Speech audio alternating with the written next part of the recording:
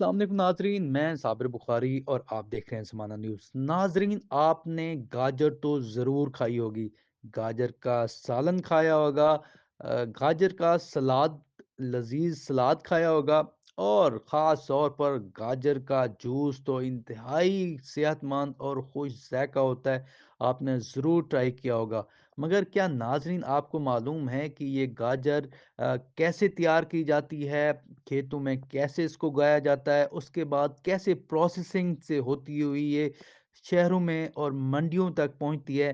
آئے میرے ساتھ چلیں، میں آپ کو بتاتا ہوں کہ یہ سارا پروسیس ہوتا کیسے ہے۔ ہمارے ساتھ رب نواز شاہ صاحب موجود ہیں جو یہاں پر گاجر کا کاروبار کرتے ہیں۔ ان سے پوچھتے ہیں کہ یہ کیا پروسیس کیا ہے، کیسے آپ واش کرتے ہیں یہ گاجروں کو، جی بتائیے گا۔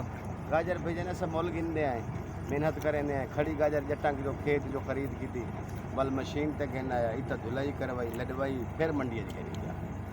اچھا، صحیح روزی مل ویندی ہے بس سائیں؟ اللہ کا کرم ہے، نفع نقصان دا ایک کاروبار ہے، روزی بن ویندی ہے، نقصان ہی تھی ویندے کیا جو کاروبار ہے۔ جی ہاں، محنت بڑی ہے گاجر دی۔ اچھا، ہاں ایندی قیمت ایک قیمت کپیندے کیویں ہیں؟ جی ہاں، ایک بیلی پٹے رمبے نال 9 مہینے زمین کو پڑی رہے کو 3 مہینے دی فصل ہے، 3 مہینے تیار تھی نہیں والی نے ان کو پچو نہیں، محنت بڑی ہے۔ اچھا جی ہاں، ایک ایک کھیل بناونی پوندی ہے، پوٹھے بنا کے کو پلاونا پوندے، ان دی نگاہ بانی کرنی پوندی، وال وان تے تیار۔